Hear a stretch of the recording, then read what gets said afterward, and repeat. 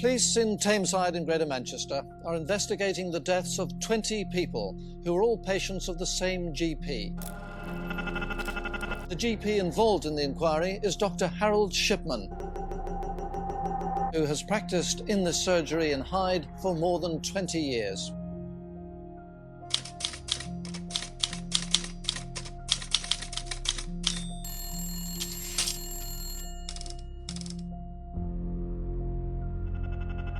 I've been advised to stand and let you take a photograph and then go away. In 1998, the working class town of Hyde would never be the same. The most trusted man in the town turned out to be the biggest serial killer in British history. That man was none other than Dr. Harold Shipman. I've been advised to stand and let you take a photograph and then go away. And I'm sure you've had enough time to take a decent photograph. Is it possible for you just to say anything at all? I'm back into surgery to do my surgery. But you have said you have nothing to hide, sir. Although the exact amount of murders is unknown, it's believed to exceed around 250 people, with his mass killing spree spanning over 2 decades. Shipman didn't just groom somebody, he groomed the town. And he had everybody fooled. He did nothing. He did nothing.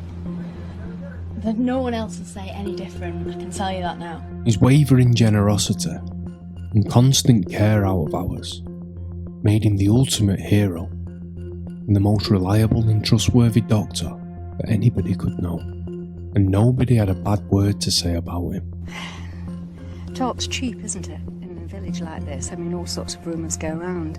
And as I say, I feel my heart goes out to Dr. Shipman. It really does. And until something is proved, then I think everybody's sort of saying he's guilty before he's even being seen, probably by the police. And I don't like it very much. If you were to ask any patient of Harold Shipman, who I've known for some 20 years as my GP, they would only see him like I see him, as an extremely hard-working and caring GP. Shipman was born on a council estate in Nottingham. His father was also called Harold, and his mother's name was Vera. Harold became particularly close with his mother, who died of lung cancer when he was just 17. Her death came in a similar manner to what later became Shipman's own modus operandi. In the later stages of her disease, she had morphine administered at home by a doctor, and Shipman witnessed his own mother's pain subside, despite a terminal condition, until her death in 1963.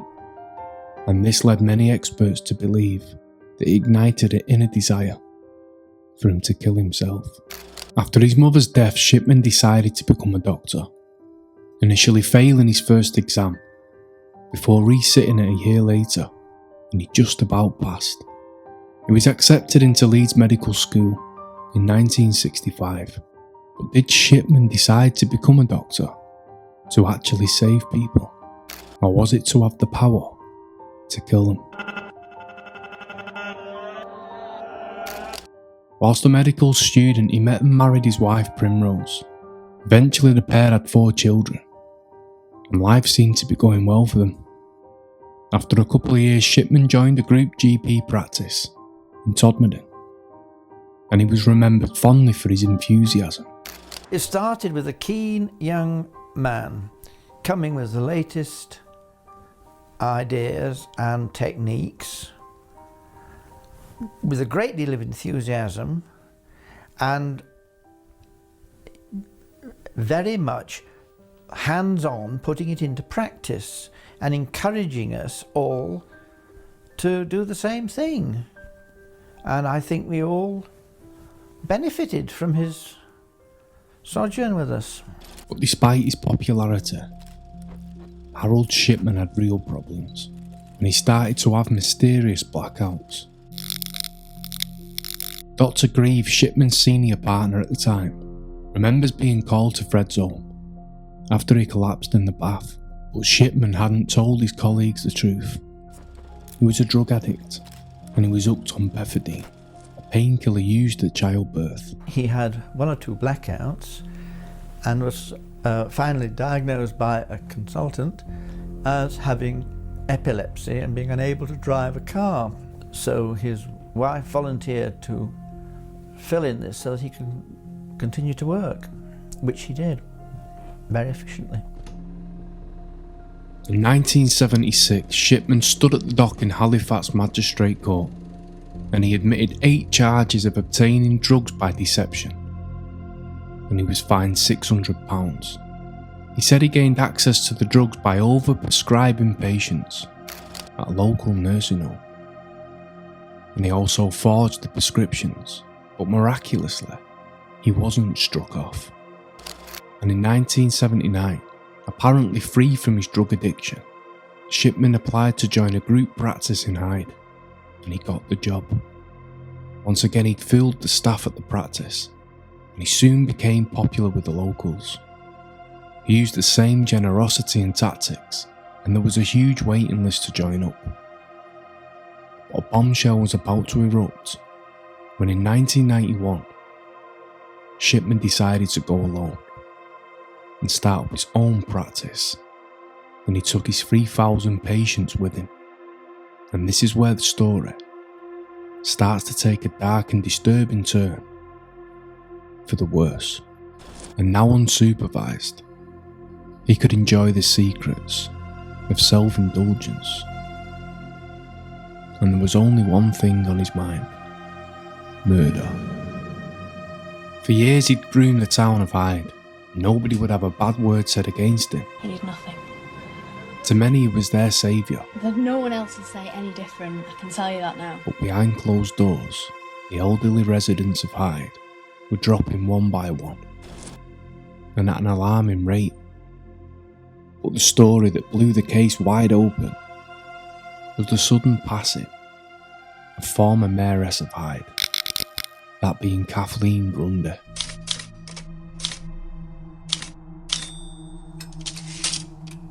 Kathleen died at a home on Joe Lane, and the last person to see Kathleen alive was Dr. Harold Shipman, when he'd gone to her home to take routine blood samples. Even though she was 81 years old, she was still very active and a healthy woman, so a sudden death came as a complete shock, and he was marred with suspicion. This was heightened when her daughter Angela learned of the will, which was made out in favour of Dr. Harold Shipman.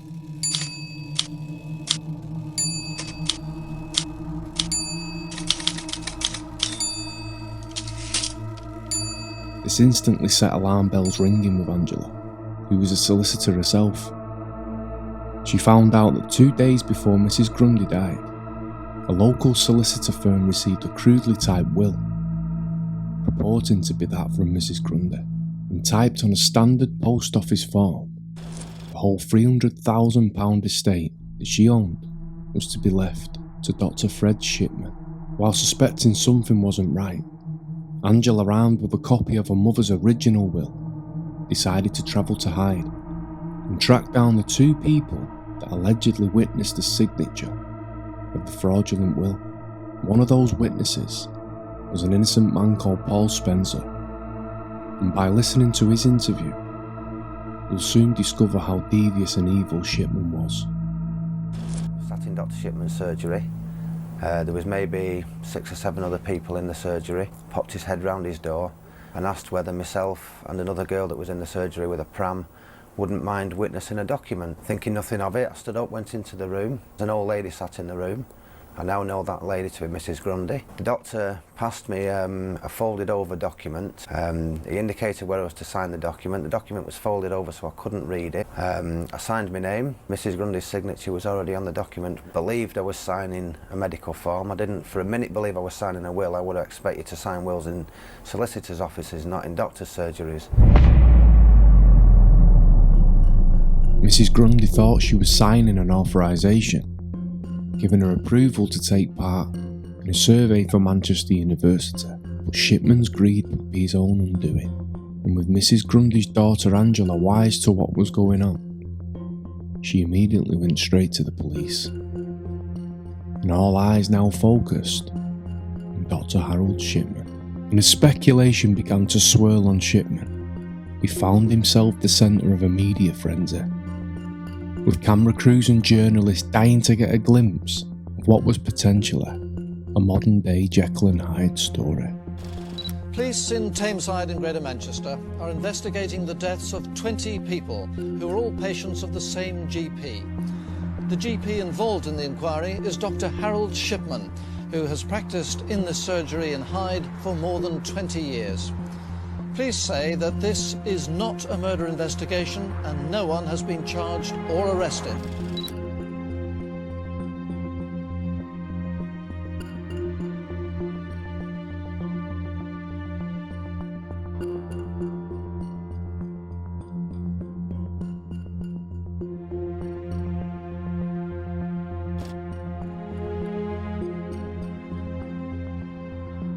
Right, so I'm at the back of Harold Shipman's old surgery here, and strangely enough, next door to where his surgery is, or was, is now a funeral director's, which is pretty strange. But I'm going to take you over to where his surgery actually were from the back, because there's something that I actually want to put in the video and sort of show you. Now, Shipman would have parked his car right here, and there is some old footage of him walking out of here. Sorry, Doctor. I'll come and stand where you'd like me to stand. To do an interview. So back when he was being like, you know, he was a suspect and everything like that, and the press hounded him, he sort of got around here and he got ambushed by the paparazzi. Now there was media, there was journalists, there was photographers, and they all sort of ambushed him, and he gave a bit of an interview here, and I'll remember it because of the back wall here, this retaining wall. And what I'll try to do is line up the actual spot and location of the interview. Now it might not be spot on, but I will do my best to sort of overlay the interview that was actually conducted right here back in the day when Shipman was sort of being quizzed, and you knew the heat was on, but it was roughly around this spot here. Rather than standing there, would it be possible for you to sort of come and get something out of your car and then go back in? I've been advised to stand and let you take a photograph and then go away. And I'm sure you've had enough time to take a decent photograph. Is it possible for you just to say anything at all? I'm back into surgery to do my surgery. But you have said you have nothing to hide, sir. The residents of Hyde couldn't believe that their beloved doctor was being treated in this way, with many of them believing his innocence. He did nothing. That no one else will say any different. Talk's cheap, isn't it, in a village like this? I mean, all sorts of rumours go around. And as I say, I feel my heart goes out to Dr. Shipman. And the death of Kathleen was a complete misunderstanding. But little did the police know the extent of the bombshell they was about to uncover, and they soon come to realise that they was dealing with potentially Britain's biggest serial killer. And the only way to find out if the stories was true was to find the true cause of death of Mrs. Grundy, and with that, her body was exhumed from the graveyard in the dead of night. These exhumations are carried out in the middle of the night in an attempt to minimise the distress and disruption caused to the people who live in and around Hyde. The Greater Manchester Police's work here is not yet done, and they'll be back on 2 more occasions this week to exhume 2 more bodies. The forensic reports concluded that Mrs. Grundy was administered a lethal dose of morphine, and this was the true cause of death, and the man who administered that was a trusted doctor, Harold Shipman. And they also found that the typewriter that was used to forge the will was in fact his too. But Shipman remained adamant that he was innocent. Now arrested, he was taken into custody, but he didn't give anything away and remained tight-lipped, even turning his back on the investigators when interviewed and suggesting that Kathleen was abusing narcotics and she simply overdosed as a result.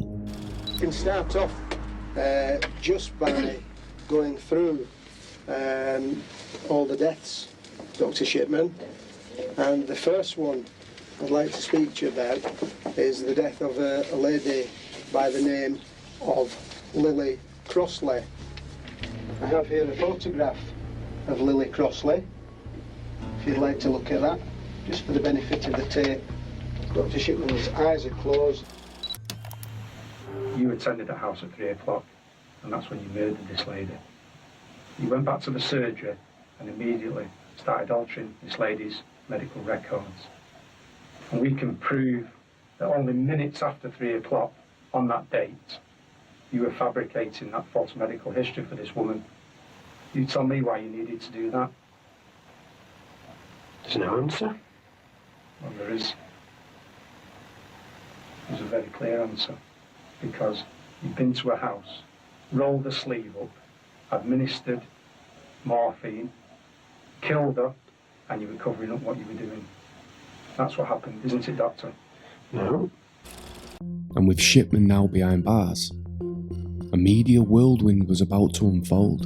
He was charged with 15 murders. A public inquiry revealed that 900 people had died on Harold Shipman's watch, but it was estimated that he had a direct involvement of killing 215 people. Although it's likely that he killed more, the true number could never be determined, and the only person who knew how many murders Shipman had committed was Harold Shipman himself. Even behind bars, prison staff feared that Shipman was planning to continue his killing spree. Inmates were going to him, and he was holding clinics within the cells. 2 inmates were taken ill and rushed into intensive care off the back of Dr. Shipman's advice. It seemed his modus operandi was changing, and his involvement with the 2 inmates who almost died were at the hands of Shipman's medical advice on black market narcotics. Dr. Shipman remained silent, and he never revealed why he murdered so many people, but he still had one more killing to do before he was finished.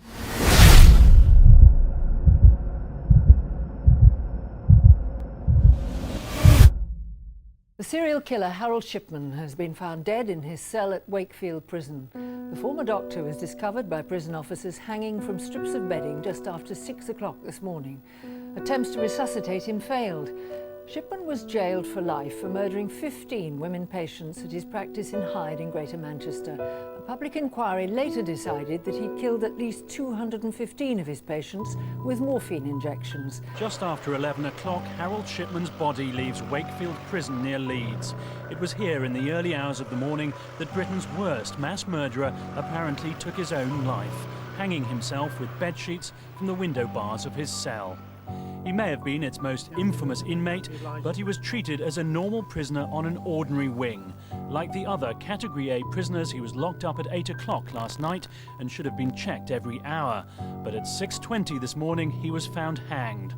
Efforts were made to resuscitate him, but he was declared dead at 8:10 this morning. This is the kind of cell Shipman had been kept in. It would have been Harold Shipman's 58th birthday tomorrow. The former GP thought responsible for more than 200 murders. Elderly patients from his practices in Hyde and Todmorden, he deliberately gave deadly overdoses of diamorphine. At the Shipman family home this morning, his son was emphatic. They had nothing to say. No comment made today. Go home.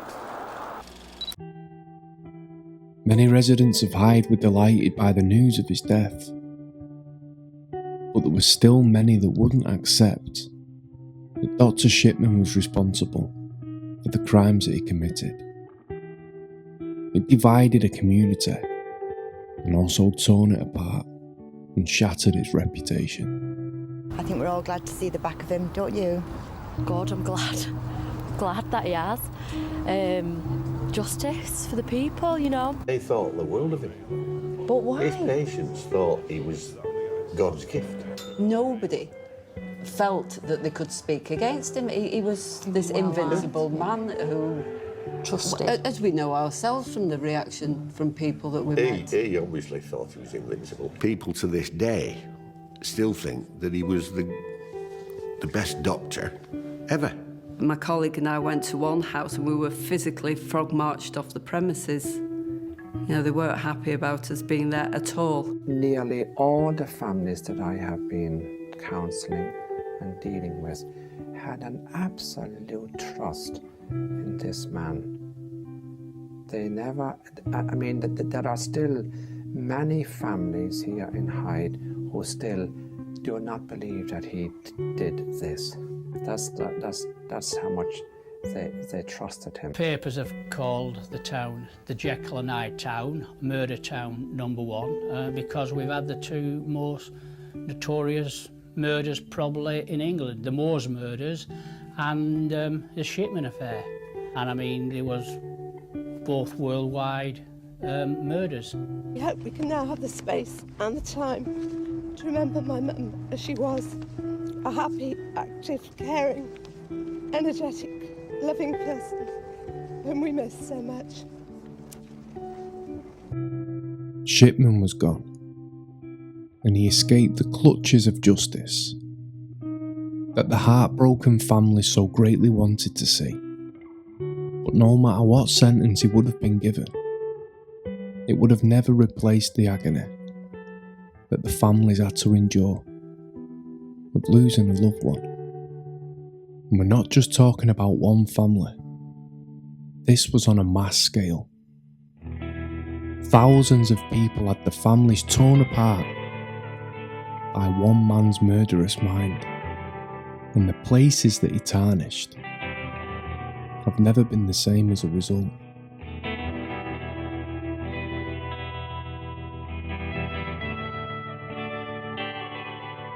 Kathleen's death was only the tip of the iceberg, but it uncovered the truth that not all psychotic murderers appear in the dead of night, waving a knife and attempting to take your life.